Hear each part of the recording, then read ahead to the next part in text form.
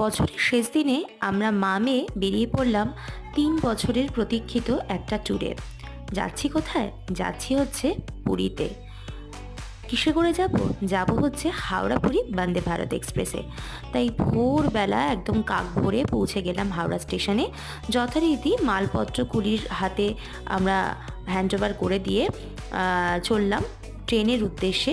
Train দেখো যথারীতি দিয়ে দিয়েছে একদম। এখন তো হচ্ছে বন্দে ভারত মানেই হচ্ছে একটা ড্রিম ট্রিপ বলতে পারো, সত্যিই তাই।